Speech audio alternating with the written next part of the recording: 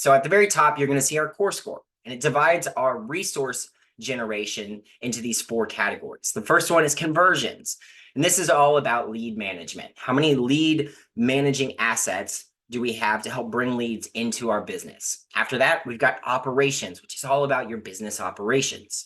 Then we have retentions, which is all about retaining your past clients. How do we build out things that are going to help keep them in our ecosystem? And then experiences actually kind of interweave in between all 3 of those.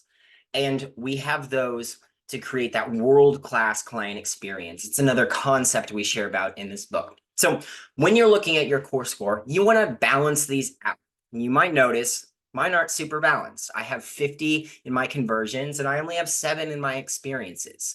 Now, you could argue you probably need to cast a pretty wide net in your specific niche of real estate, which I'll show you guys in a little bit, but perhaps I need to spend a little bit more time looking at my operations, my retentions, and my experiences now that I have several different pieces on the conversion side